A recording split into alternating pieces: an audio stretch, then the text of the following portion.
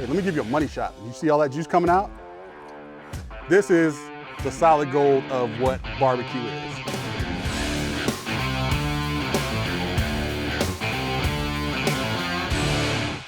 Hey everyone, welcome back to another Tales from the Pit. I'm Sonny's Barbecue Pitmaster Shannon Snell, and today we're doing my favorite, smoked brisket. Let's do it. All right, so we're talking beef brisket today. Right here, I have a beef brisket in front of me. Whenever you go into a grocery store, this is what you're gonna see. That comes with an asterisk because some grocery stores sell the briskets as just a flat, which would be this lower part, which you get your slices from, and some of them sell just as the point, which you get a lot of your burn-ins, chopped brisket, that kind of stuff. You go in, ask for a full packer beef brisket. They're gonna give you both of them, come packaged up in one little piece. This is a super long cook, okay? 8-9 hours that you're gonna have this on your smoker. Got a little bit of prep to do on this brisket, but let's get the smoker ready and heat it up. All right, so it's time to get this smoker rolling for our brisket. I'm using my pellet smoker today. I love pellet smokers for brisket because it is a long cook. It's a constant source of heat. You never worry about a real big drop in temperature, especially with these with this nice heavy duty steel. So I got to fill my pellet hopper over here. Now I'm going to use a little bit. The pellets I'm using is kind of a mix here, but they got a lot of oak and a lot of hickory in it. Okay, great for brisket. Gives it a great flavor. So I'm going to fill this pellet box up because we're talking an 8-9 hour cook. It's a really long cook, okay? We gotta fill this thing up, and we may have to fill it up again at another point in time. So just keep an eye on the pellets, and so you don't run out of them. You run out of pellets, it shuts this thing down, then you have to worry about getting your brisket back up to temp.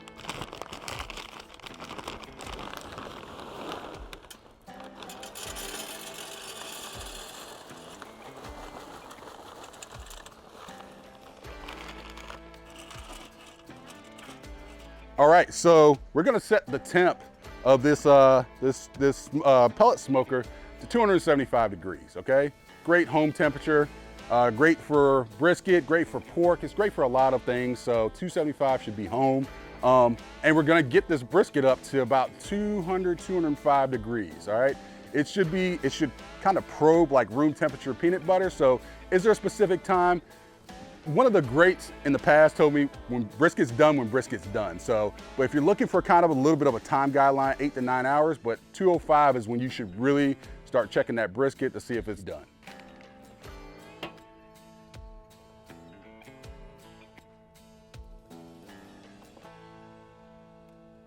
So pellet grill's heating up, it's getting up to 275 degrees for our brisket.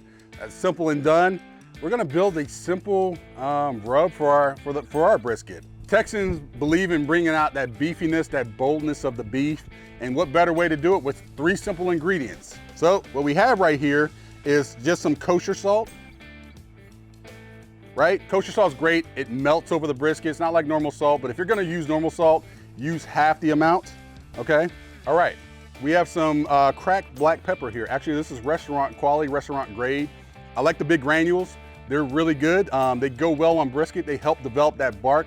You can use regular black pepper, but it gives it a little bit more of a bold, peppery taste.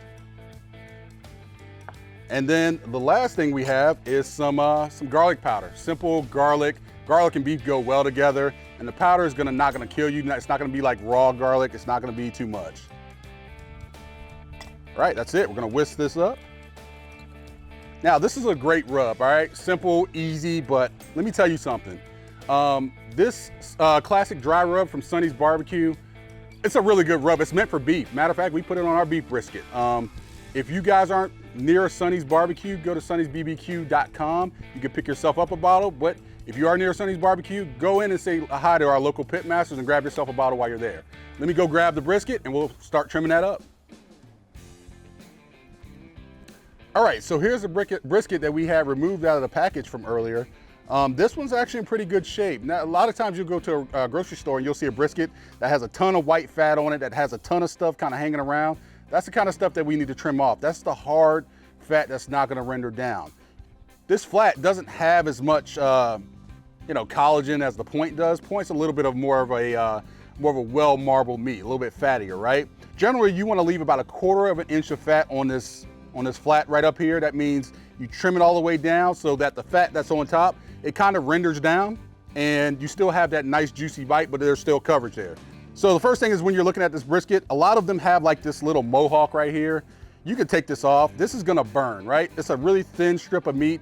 It kind of looks like skirt steak, flank steak. You can kind of just take this off. Most briskets are not like this, okay? They really require, you're taking off large hunks of fat. You're taking out a lot of that, that white hard fat. If you don't know what that feels like, touch it. And you shouldn't be able, it shouldn't feel very soft like this. It's gonna, your fingers shouldn't go into it. It's gonna feel real tough, and it's not gonna melt down. I don't care what kind of temperature it gets to. I don't care what kind of heat you put on it, it's not gonna break down. So, but this one's in actually pretty good shape. I'm gonna flip it over. So this is where a lot of the prep happens. This is where a lot of the cleanup happens. You see a lot of the silver skin. You see some of the stuff on the back that's not gonna break down. We need to get rid of that, all right? Make sure you take a sharp knife and you just start to clean. All right, you just get all this stuff and just start to clean off of it. Okay, here we need to take out this thing called the decal. All right, the decal is like that fat wedge in between the point and the flat. All right, that needs to come out. That is the hard fat I'm talking about. This kind of stuff you can't even grind up. All right, this is the stuff that just generally needs to go into the trash. And one thing when you're cutting a brisket, okay, it's always good to deal with it when it's cold. Okay, the hotter it gets outside, all right, the more likely it is to be slippery. This one's pretty cold. All right, it's been in our fridge all night. And now we're slicing into it, okay? But make sure you're dealing with cold meat, not room temperature. Room temperature, obviously for safety reasons, but also because the meat starts to sweat. When it gets hot, those pores open. When those pores open, the juice comes to the surface. All right, now, we also have to form this brisket, all right? We're gonna clean a little bit more of this up, but we need to form this brisket, okay? First thing is, we take a look on the opposite side. You'll see some kind of gray meat, okay? That's just oxidation from it. On the brisket, you know, cold air hitting it, oxidation turns it gray. You want to take that off. That's not good eating. All right, that's the stuff that's not going to be very yummy. All right, now you need rounded edges. All right, Love Texas brisket. All right, they have round edges. Okay, the round edges help the smoke kind of glide over the brisket. This little pointy edge over here, it's going to be brisket that you can eat, but it's not going to be very pleasant. So now we're just going to take this edge and we're just going to kind of round it off. Okay, good meat here. Okay, this is the good stuff. Don't need to be completely perfect. If you have the time to do it, then great. But you just want to kind of make sure that there's nothing pointing out, and you want it to kind of go as the brisket. If you flip it over, rule number 2 in Shannon's barbecue Bible is no hills and valleys, okay? Whenever you're doing brisket, there should be you should be able to kind of run your hand over. There shouldn't be a big mountain. There shouldn't be anything. This needs to kind of be somewhat flat. And that's also what you should be looking for when you get a brisket. Make sure there's somewhat symmetry inside with that brisket that you're picking out. All right, so just about done with this. I think it looks solid, both sides. All right, so now we need to season this brisket, okay? Now, with a lot of the other stuff that we do, we use mustard. Here I'm just gonna use some high point oil, which means it does well under high heat, so you can use olive oil, you can use canola oil. I got some canola oil right here. I'm just gonna kind of squirt a little bit right on over top. And just rub that in. Remember that rub I put in the shaker? Well, we're gonna put it on over our brisket right now. Don't be shy with your seasoning. Do not be shy with your seasoning, because this pepper and the salt is gonna be what forms your bark. All right, a little bit more oil on top. That looks pretty good. Remember, rule 1 of our barbecue Bible, never rub a rub, all right? Just pat it in, that's all it needs. All right, this brisket's ready. We're gonna go put this brisket on. Now, we're gonna do some spritzing here just to kind of give you a refresher. Generally for pork items such as ribs and pork butts, pork shoulders, we use apple juice. But for our brisket, we're gonna be using regular water. So let's get this brisket on the smoker. All right, so you can see smoker's heated up to 275. We're gonna put this on. Now it's gonna go on for about 2 hours, all right, before we decide to start spritzing with water. This brisket needs that time. It needs that time to start to develop bark. Your bark won't form fully until maybe after, I don't know, 4 or 5 hours there. All right, but we do need to keep it moist. We do need to keep it juicy. And that rub, those pepper granules, those kosher salt granules, they'll stick to it, they'll stay to it after about a 2 hour mark.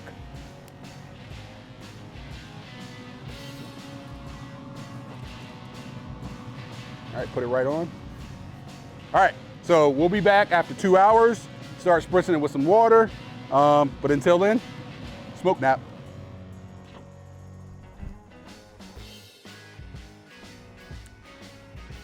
All right, so our brisket's been on for 5 or 6 hours. It's developed this really nice bark. I've spritzed it with just plain water every 30 minutes after the first 2 hours. If you can see, it's got like this really nice, cool, dark bark on it that's combined with the wood, it's combined with the smoke, and that nice season of garlic, salt, and pepper that we put on it. Now we're gonna go ahead and wrap it. The temp on it was right around 165, 170, and it's stalled there. The stall is basically what happens when meat is trying to cool itself down. You know, the pores open up, it cools the surface of the meat down, you can't get past a certain temperature. Only way to get past that temperature is to wrap it. So it's dark enough, it's absorbed enough smoke, so now just time to wrap it. All right, so we're gonna go ahead and wrap our brisket. We're gonna wrap it in foil. So this has garlic, salt, and pepper, which is very reminiscent of Texas barbecue. And Texans call wrapping it in foil the Texas crutch. That means you need a crutch to get past that stall. Generally, Texans wrap it in butcher paper, but I like to be able to get my brisket done. It developed a really nice bark, so let's just go ahead and wrap it in some foil. We are gonna rehydrate the brisket a little bit. I got some beef broth here. It's gonna add a little bit of saltiness back into it, and it's gonna allow this brisket to braise. Now, if you have a lower grade brisket, such as a select, it's always good to use something like this to add some moisture, some juiciness back into it. But if you have a choice brisket, prime, or even a Wagyu brisket, this may not always be necessary. This is a choice brisket right in the middle of the road, but I'm still gonna add a little bit of beef broth to it. Roughly about half a cup to a cup, however much your brisket's gonna need. And pour it right over top, okay? You don't have to worry about that rub washing off. As you can see right here, it's not coming off. That bark is set,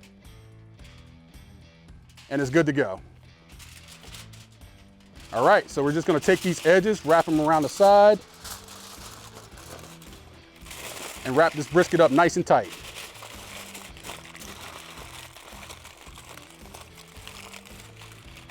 No liquid loss, all that goodness staying right inside the wrap. All right, put it back on our tray, and we're gonna take it right on back over to our smoker. So brisket's all wrapped. Before we stick it on, I have a wireless thermometer that I'm just gonna stick the probe right into the middle, right into the thickest part of the brisket, and then I'm gonna put it on. This will allow me to monitor it without having to check it out or try to figure out what temperature it's at. I have the alarm set at a high level for 205 degrees. That'll be the temperature where I actually check my brisket to see if it's done. The brisket doesn't necessarily mean it's gonna be done at 205 degrees because we're looking for a probe of room temperature butter. That's what the feel is gonna be like. Until it gets to that point, the brisket's gonna stay on the smoker.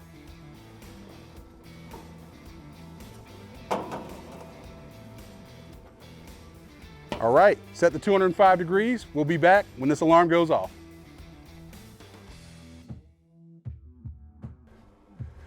So, I'm here to perform some brisket surgery. Actually, it's already done. I had my wireless temperature alarm just scream at me. This brisket is now holding at 205 degrees.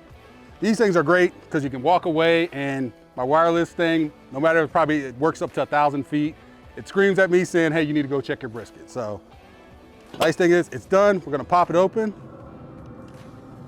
Now, some of the qualifying factors that you need to check to make sure your brisket's done, just like most of your other proteins, make sure that it's kind of probe tender. That means if you could take a probe or a toothpick or something, stick it in room temperature peanut butter, that means it's done. That means the fibers have broken down, everything's good, and you're ready to kind of pull it off and let it rest.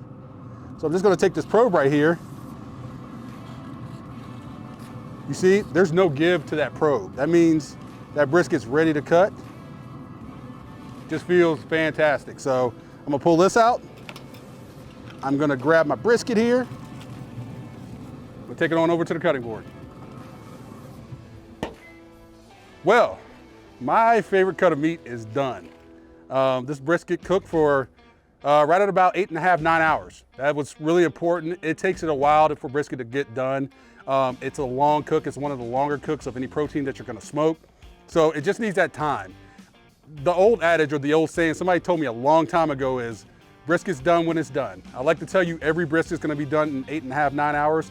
Some of them may take 10, some of them may take 11. I've seen them go all the way up to 13 hours. So the single ideal thing that you have to look for is that room temperature, peanut butter, that probe being able to slide in and out very easily without really any give. So now what we're gonna do is, now that we brought our brisket on over, we need to let it rest. Just like we do most of our proteins, it needs some time to soak back up those juices, soak back up all that goodness, that nice rub, the beef broth that we put on it. It needs to soak that stuff back up just to be nice and tender and juicy when you bite into it. So we're gonna give this probably about an hour and a half.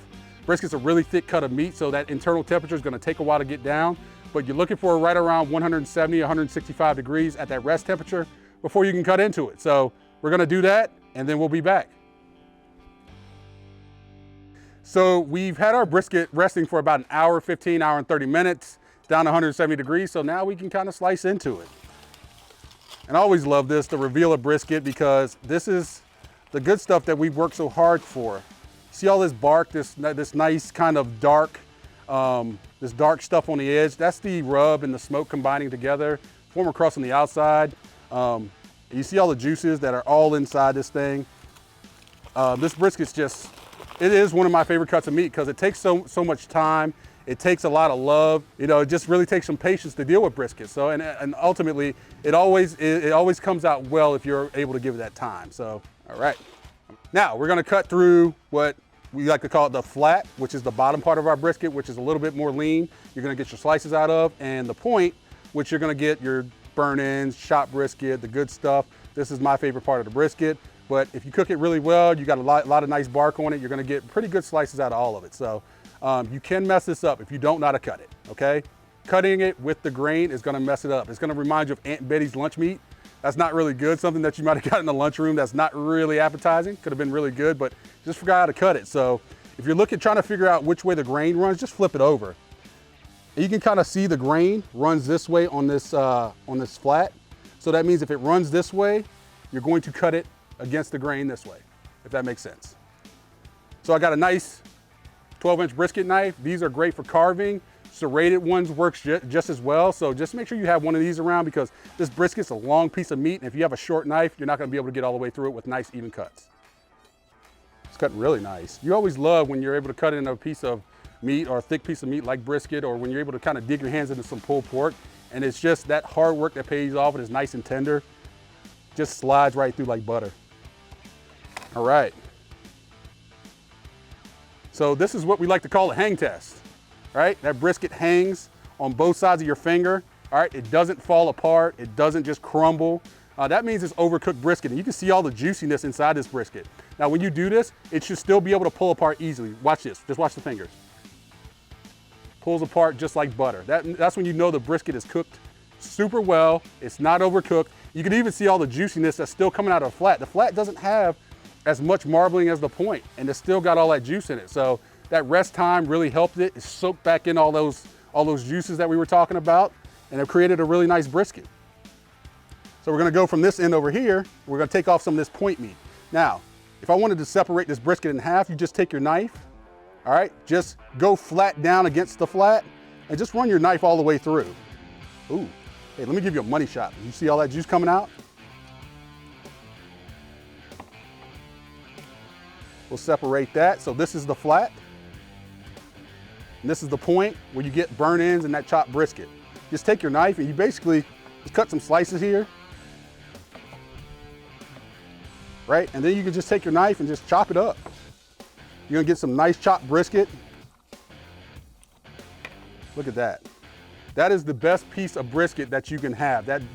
That nice little burn in, that nice little crusty piece on the back that has all that bark and all that season, that salt, pepper, garlic that we really worked hard for with all that smoke.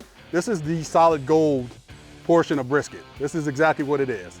So I'm gonna try this. I am there's something about me that says, hey, I don't wanna try it, but I'm gonna try it because this is the solid gold of what barbecue is. There's something about the flavor of that and something about the way the marbling breaks down and all that good stuff. I just love. I love this brisket. I love the point meat. I love how the bark formed on it. It doesn't get any better than that. All right, that's brisket. Try this at home. I'm sure you're gonna enjoy it. Hey, if you wanna check out how to do burn-ins, check out our description box below. It's gonna have a link to one of our previous Tales from the Pits videos about burn-ins. I'm Sonny's BBQ Pitmaster Shannon Snell. Thank you for joining me. Make sure you like and comment and subscribe. Also hit that notification bell. All right, I'll see you guys next time.